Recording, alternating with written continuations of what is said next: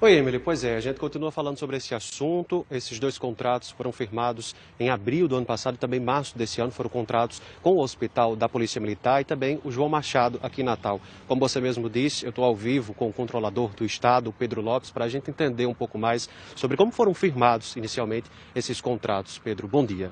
Bom dia, Carlos. Bom dia, Emily. Bom dia a todos que estão conosco aqui acompanhando, né? Bom, ontem nós fomos surpreendidos, na verdade, duas vezes, né? A primeira com a própria operação e depois quando nós soubemos o objeto do que estava sendo investigado, porque foram dois contratos feitos assim com toda a naturalidade, que seguiram os ritos da legislação, com grande transparência e também assim com ampla concorrência.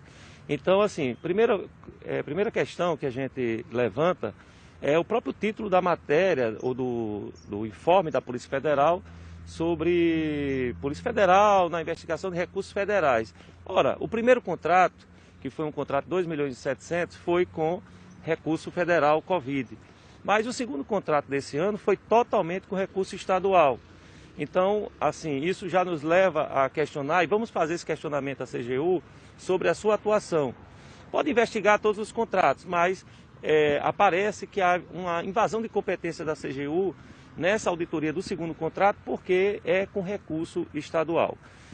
O segundo ponto que a gente quer destacar é que há uma informação na nota da Polícia Federal que houve direcionamento na escolha, né, do fornecedor. E aí eu quero afirmar a todos com muita tranquilidade que não houve direcionamento. Não houve direcionamento. No primeiro contrato, Carlos, que aconteceu no ano passado, nós contamos com a ajuda do Ministério Público Estadual, porque houve uma demanda muito grande de processos para abrir, para fazer aquisição de insumos e abertura de leitos. E nesse processo especificamente, quem fez toda a parte de pesquisa mercadológica, busca da empresa como colaboradora do governo, foi a equipe de compras do Ministério Público Estadual. Então a empresa chegou a partir desse trabalho de parceria que fizemos com o Ministério Público Estadual. Então não há como compreender que houve qualquer tipo de direcionamento. Neste segundo, que foi assinado já esse ano, nós cumprimos todo o rito de uma contratação. Primeiro passo, publicamos no Diário Oficial um chamamento convocando empresas para apresentarem propostas. Publicamos esse chamamento no site da CESAP e também mandamos e-mail para 50 empresas. 50 empresas foram convocadas para apresentar propostas e apenas 6 apresentaram propostas. Então, assim, como há direcionamento, se você segue a legislação.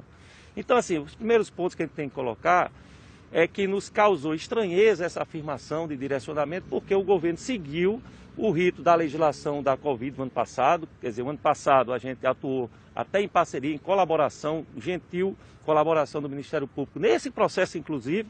E esse ano a gente fez chamamentos públicos, né? Fizemos chamamentos e encontramos 6 empresas e fizemos a contratação que era melhor, mais adequada e mais econômica para o governo.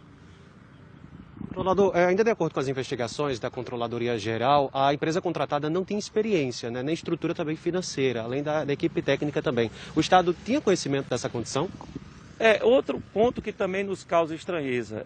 Na contratação do ano passado, que era para o Hospital Pedro Germano da Polícia Militar, nós não fizemos essa exigência porque a própria lei da Covid, que é a Lei 13.979, não tinha essa obrigatoriedade pela dificuldade de encontrar fornecedor.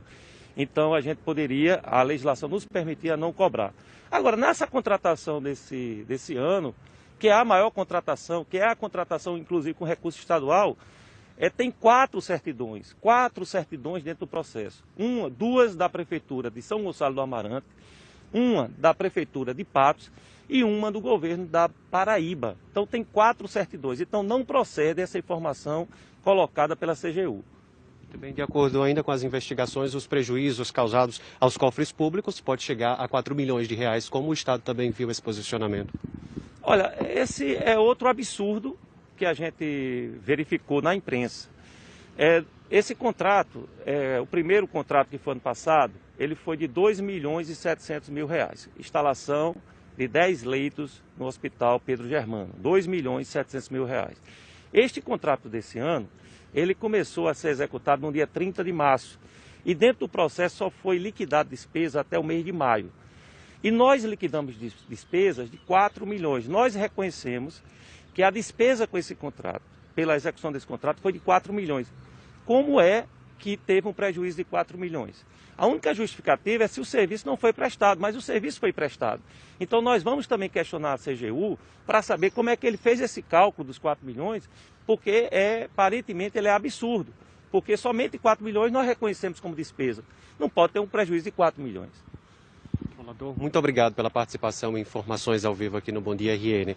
Pois é, Emília, a gente continua acompanhando essas investigações, claro, e de acordo ainda com os posicionamentos, né, em nota, a CESAP informou que continua acompanhando as investigações e também está à disponibilidade para prestar qualquer esclarecimento.